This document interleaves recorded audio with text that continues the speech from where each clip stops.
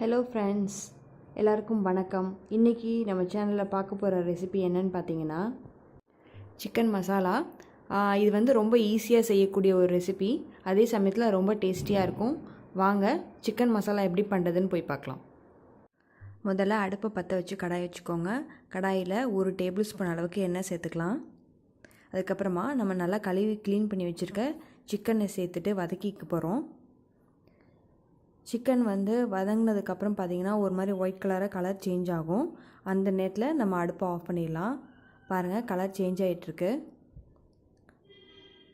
Chicken வதங்கி நல்லா colour மாறி இருக்கு. இப்போ நான் அடுப்பை ஆஃப் பண்ணிவிட்டு இந்த சிக்கன் எடுத்து தனியாக வச்சுக்க போகிறேன். அடுத்ததாக இன்னொரு கடாய் எடுத்துக்கலாம். இந்த கடாயில் 2 டேபிள் ஸ்பூன் அளவுக்கு எண்ணெய் விட்டுக்கோங்க. நான் நல்லெண்ணெய் எடுத்திருக்கேன்.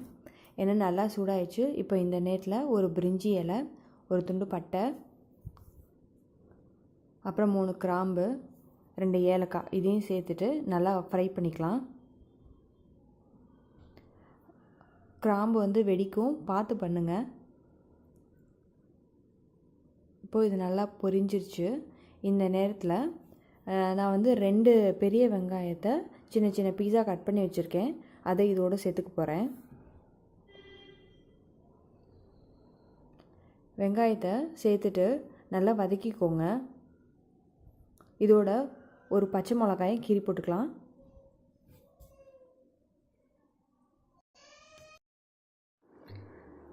வெங்காயம் நல்லா கலர் மாறணும். இப்போ இதில் 1 டேபிள் ஸ்பூன் அளவுக்கு இஞ்சி பூண்டு விழுதியும் சேர்த்துக்கலாம். சேர்த்துட்டு இதையும் வதக்கிக்கோங்க.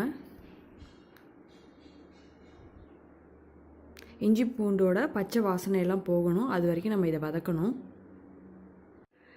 வெங்காயம் நல்லா வதங்கி இஞ்சி பூண்டோட பச்சை வாசனையும் போயிடுச்சு. இப்போ இந்த நேரத்தில் 2 தக்காளியை பொடியாக நறுக்கி வச்சுருக்கேன். அதையும் இதோடு சேர்த்துக்கலாம். சேர்த்துட்டு நல்லா மிக்ஸ் பண்ணிக்கோங்க. இப்போது தக்காளி வதங்கிறதுக்காக நான் கொஞ்சம் உப்பு சேர்த்துக்க போகிறேன். அதோட ஒரு 1/2 டீஸ்பூன் அளவுக்கு மஞ்சள் தூளையும் சேர்த்துக்கோங்க. நம்ம தக்காளி வதங்கிறதுக்கு உப்பு சேர்த்தோன்னா சீக்கிரம் வதங்கிடும். நல்லா மிக்ஸ் பண்ணிக்கலாம். இப்போது காரத்துக்கு 2 டேபிள் ஸ்பூன் அளவுக்கு மிளகாத்தூள் சேர்த்துக்கோங்க. அடுத்ததாக 2 டேபிள் ஸ்பூன் அளவுக்கு மல்லித்தூள். மிளகாத்தூளுக்கு ஈக்குவலாக நான் மல்லித்தூள் சேர்த்துக்கிறேன். ஏற்கனவே நம்ம பச்சை மிளகாயும் சேர்த்துருக்கோம், காரம் இருக்கும். அதனால் கொஞ்சம் நீங்கள் உங்களுக்கு தேவையான அளவு பார்த்து போடுங்க. இது நல்லா மிக்ஸ் பண்ணி விட்டுக்கலாம். அடுத்ததாக ஒரு 1/2 டீஸ்பூன் அளவுக்கு ஜீரகத்தூள் சேர்த்துட்டு நல்லா கலந்து விட்டுக்கோங்க.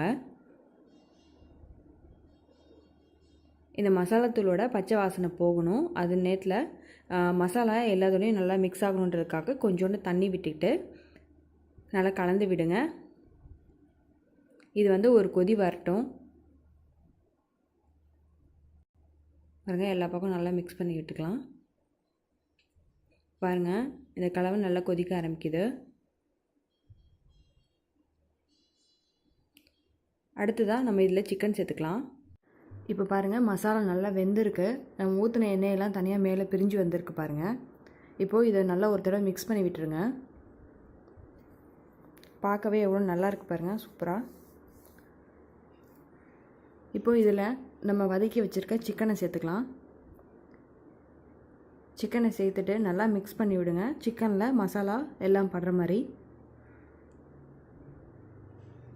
இது உண்மையாகவே ரொம்ப சூப்பரான சைட் டிஷ்ஷுங்க.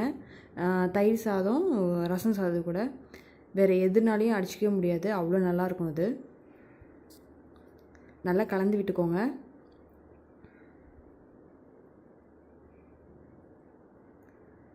இதோட இன்னும் கொஞ்சம் உப்பு சேர்க்குறேன். ஏற்கனவே கொஞ்சம் சேர்த்துருக்கோம், அது பத்தாது. அதனால் இன்னும் கொஞ்சம் உப்பு சேர்த்துக்கலாம். சேர்த்துட்டு நல்லா கலந்து விட்டுக்கோங்க. அடுத்ததாக சிக்கன் வேகிறதுக்காக நான் கொஞ்சம் தண்ணி சேர்த்துக்கிறேன். தண்ணி சேர்த்துட்டு ஒரு தடவை நல்லா கலந்து விட்டுக்கோங்க.